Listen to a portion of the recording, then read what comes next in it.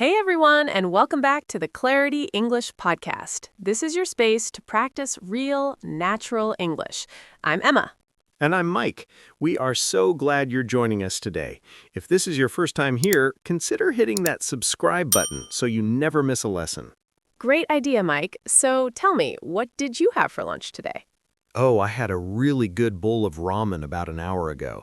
My partner, Sarah, has this incredible recipe she found online. She has a whole folder of amazing soup recipes. A whole folder. Wow. Okay, quick challenge for you. Count how many times you just use the word have in its different forms. All right, let's see. I had a bowl. Sarah has a recipe. She has a folder. That's 3 plus the have in your question. It's a lot. Exactly. And the interesting part is that each one functions a little differently. Some show possession, some describe an action, and you didn't even have to stop and think about it. It just flowed naturally. That's the thing about have, has, and had. They are the workhorses of English conversation. I don't think you can go more than a few sentences without needing one of them. For sure, but I imagine for English learners they can be pretty tricky. Knowing when to switch between have and has, and how had fits into the picture is a common challenge. Absolutely, and that is exactly what we are diving into today. We're going to break down how to use have, has, and had in your everyday conversations. Perfect. I use them constantly, but if someone suddenly asked me to explain the grammar rules, I'd probably freeze up. Most native speakers are the same way. We just develop a feel for what sounds right. But our goal today is to make those rules so simple and clear that you can start to feel it too. Love it. My brain is warming up. Okay, let's start with the absolute basics. When do we use have and when do we use has? Simple rule of thumb. Have is your go-to for the pronouns I, you, we, and they. So I have a question. You have a point. We have a podcast. They have a dog. Got it. And has is for he, she, and it. He has a car, she has a meeting, it has a funny smell. Exactly. This rule applies to all plural nouns too. So the students have, and all singular nouns for he, she, it, like my mom has or the cat has. Right. So Mike has a love for ramen, but Emma and Mike have a passion for teaching English. Perfect examples. And this rule stays consistent in the present tense. Now, here's a crucial point that often trips people up. What happens when we use the word do to form a question or a negative? Oh, that's a good one. Like, do we say, does she have a car or does she has a car? Exactly. The correct form is does she have a car, because the helping verb does is already doing the job of indicating the third person. So the main verb have goes back to its base form. Ah, so the helper verb takes the pressure off have. That makes total sense. It's like a teammate stepping in. Great way to put it. So for questions, do you have a minute? Does he have the time? And for negatives, she doesn't have any money. They don't have a choice. Okay, that's really clear. So have for most subjects, has specifically for he, she, it, and when does or do shows up, have stays as have. You've nailed it. And now for had. This one is actually the easiest of the three.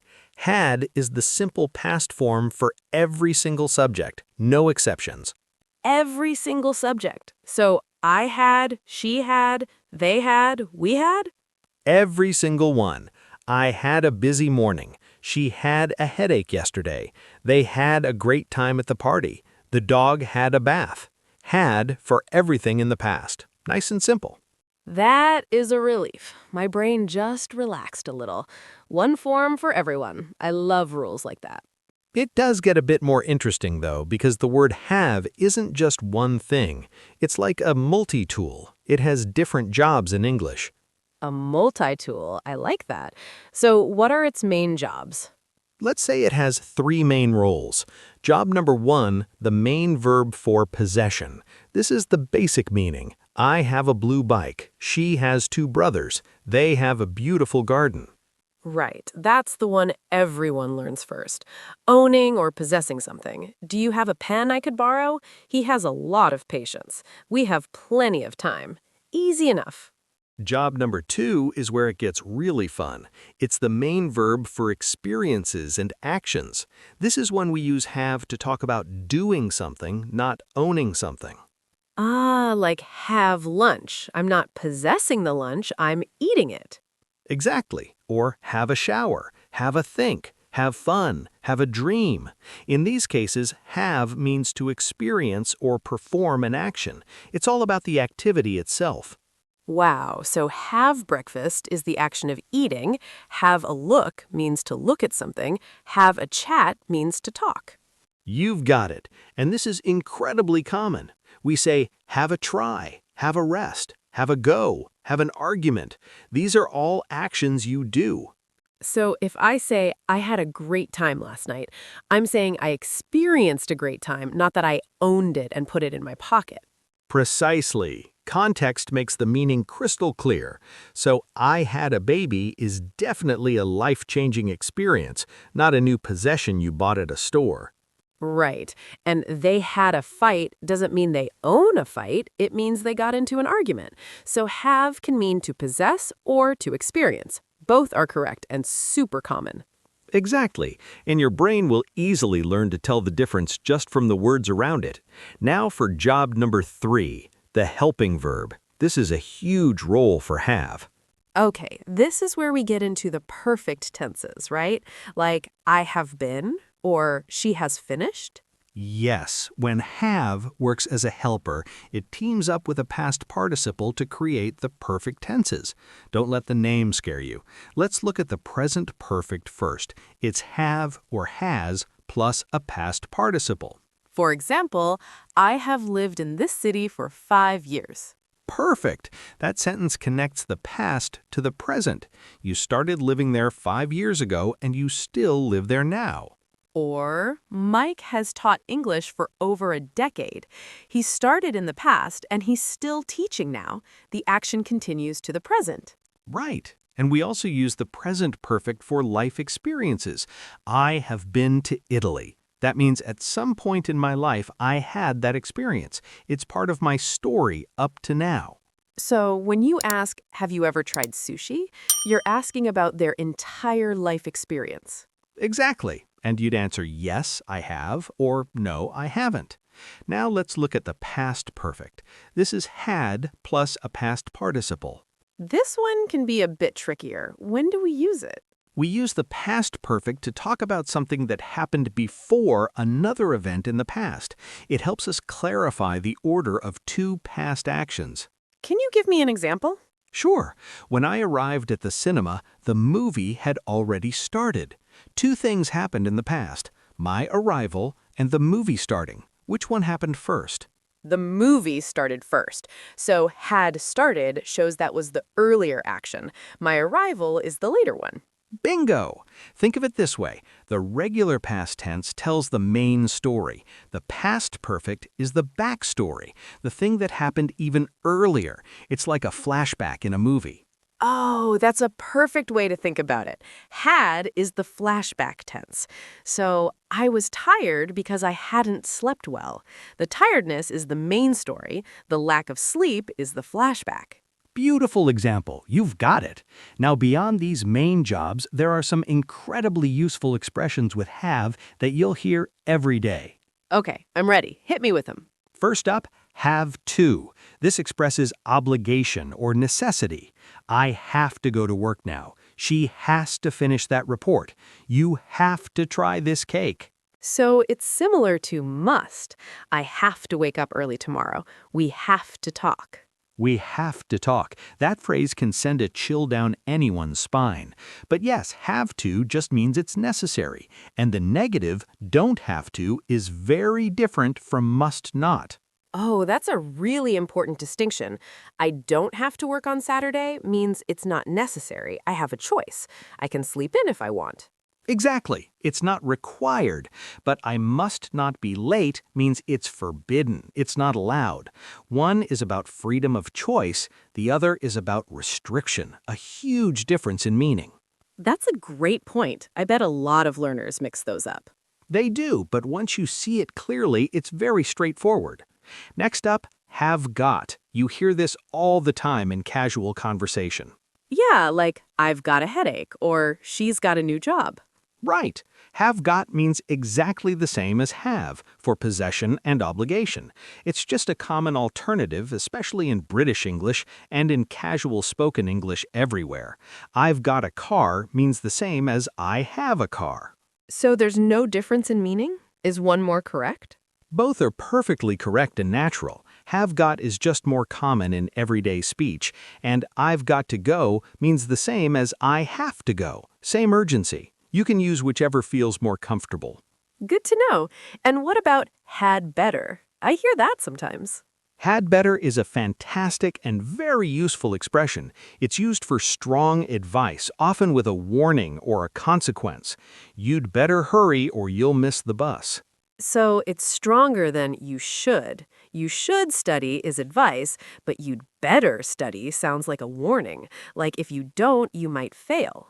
Exactly. There's a sense of urgency and potential negative result. I'd better call my mom back now before she worries. It often comes from a sense that something important is at stake. I use that one a lot. I'd better finish this project or the deadline will pass. That feeling of pressure, that's the had better feeling. Exactly. Urgency, consequence, action needed. English has a way of capturing those feelings. Okay, let's put all of this into practice. I'll give you a situation and you choose the correct form. Perfect. Let's do it. Tell me about your family. Okay. I have one brother. His name is Leo. He has a great sense of humor. He's a musician, and he has the most amazing collection of vintage guitars. Excellent. Have for I, has for he. Perfect grammar. Now tell me about your last vacation. We had a wonderful, relaxing time at the coast. We had lunch at a little seafood place every day. My brother had the fish tacos, and I had the clam chowder. We had perfect weather the whole time. All had because everything is in the past, and it sounds completely natural even with 4 uses of had. Now use the present perfect to talk about a life experience. I have never been to Asia, but I have always wanted to go. My friend has traveled all through Thailand and Vietnam. Great! Present perfect for life experiences. Have been and has traveled. Now give me a warning using had better. We'd better leave in the next 5 minutes if we want to get to the theater on time. And you'd better bring a jacket. It's supposed to get cold tonight. Perfect warnings. I can feel the urgency. Now for our final practice, use the past perfect to describe something that happened before another past event. When I got to the coffee shop, my friend had already ordered for me. I was so happy because I hadn't had my coffee yet that morning, and I really needed it. Beautiful. Double past perfect. The ordering happened before you arrived, and not having coffee happened before you got to the shop. 2 layers of past before the past. It's like peeling an onion. You go back 1 layer, and there's another one underneath. Past, and then even more past. That's a fantastic metaphor. Okay, one more quick practice. Use have got in a sentence. I've got to finish this book by the weekend for my book club, and I've got about 100 pages left. Perfect. Natural, casual, and completely correct. All right, let's do a quick vocabulary review of everything we covered today. Sounds good. Number 1, have for possession. I, you, we, they. I have a cat. Number 2, has for possession. He, she, it. She has a beautiful voice. Number 3, had for past possession or experience. All subjects. We had a fantastic time. Number 4, have for actions and experiences. Have breakfast, have a think, have fun. Number 5, present perfect. Have, has, plus past participle for past with connection to now. I have seen that movie. Number 6, past perfect. Had plus past participle for the flashback tense. They had already eaten when I arrived. Number 7, have to for obligation. I have to send this email. Number 8, have got as a casual alternative for possession or obligation. I've got a question. We've got to go. Number 9, had better for strong advice with a warning. You'd better see that film. It's amazing. And number 10, have been to for life experiences. Have you ever been to a desert? Great list. 3 small words, but so many important uses. Exactly, and now you know the most common and useful ones. So here's a question for everyone listening. We'd love for you to practice in the comments. Tell us about something amazing you have done in your life. Use the present perfect, I have. Yes, maybe you have traveled to an incredible place, or you have learned to play an instrument, or you have met someone famous.